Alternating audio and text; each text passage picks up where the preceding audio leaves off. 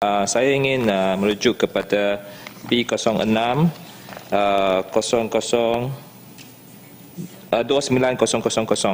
Lembaga Kemajuan Wilayah Pulau Pinang Perda, dan ini Perda pengurusi Perda adalah kawan sebaik saya, Tasik Gulugo, dan saya yakin bahawa di bawah kepimpinan beliau saya rasa bolehlah buat sesuatu yang baik untuk Pulau Pinang.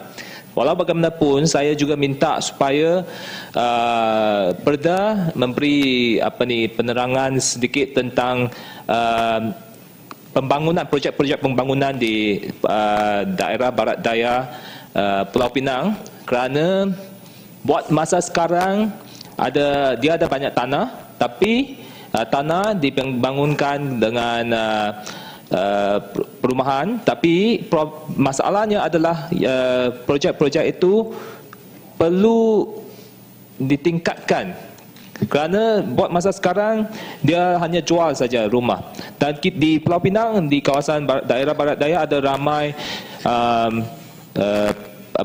penduduk rakyat yang miskin, terutamanya di kalangan Melayu Bumiputera, yang perlukan sewa beli.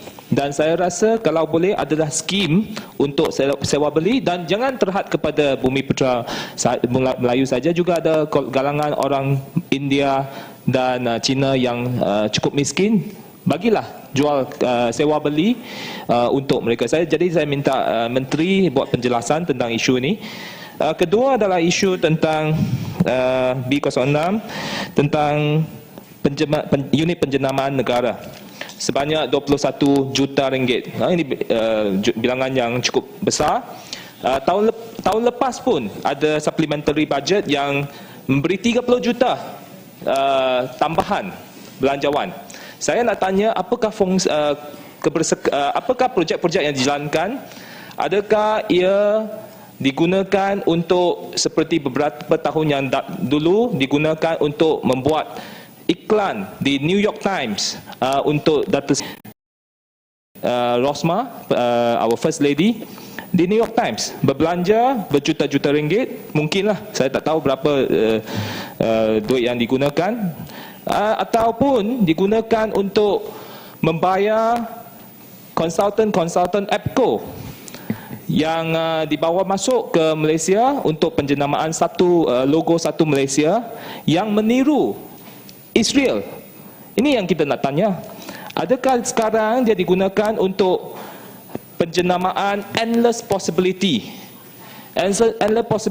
yang meniru pula sekarang ini negara kawan baik kita, Mongolia.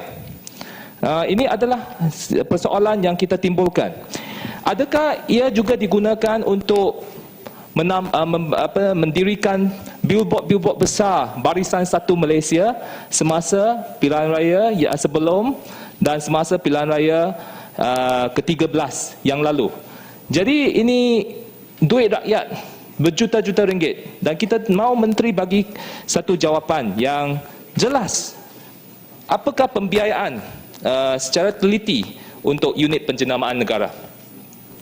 Kedua adalah isu yang ketiga adalah SPRM B09, dan kita ada isu yang besar sebab tahun ini dalam bajet 2013 kita belanja 276 bilion ringgit, juta ringgit untuk SPRM. Sekarang ditambahkan pula dengan 3.6 juta ringgit.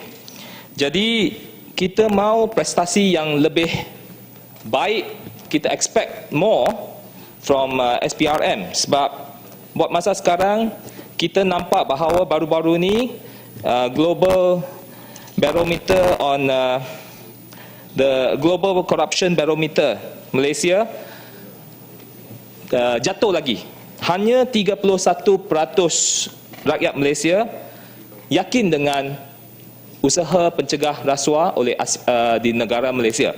Jadi kita mahu meningkatkan prestasi, dan kalau kita nampak mereka perlu 3.6 juta ringgit untuk tugas semasa pilihan raya umum yang ke-13, maka timbullah banyak persoalan. Sebab kita tahu bahawa semasa pilihan raya yang ke-13 banyak isu beli undi berlaku di merata tempat. Saya beri contoh, baru-baru ini dalam Bersih Tribunal yang baru-baru dianjurkan minggu lepas, seorang pengarah dari National Oversight and Whistleblower NOW, Encik Akmal Nasir telah testify bahawa ada sebanyak 1,705 kes diadukan kepada mereka bahawa penyelewengan semasa pilihan raya yang ke-13, dan termasuk pengurusi JKKK memberi cash kepada pengundi dan minta mereka mengundi Barisan Nasional. Dan juga kalau mereka dan janji kepada pengundi bahawa selepas Barisan Nasional menang, mereka akan dapat holiday, mendapat melancong, akan dibawa melancong ke tempat lain jika Barisan Nasional menang.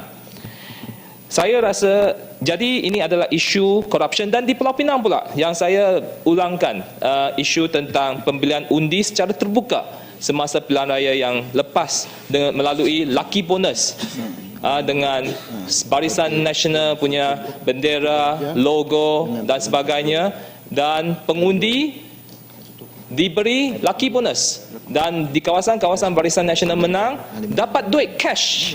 Dan saya dengan Datuk Halim, speaker sebelum former speaker di Pulau Pinang, telah pergi ke tempat menyiasat, dan kita dapat dapat ambil evidence, dan kita telah serah kepada MACC.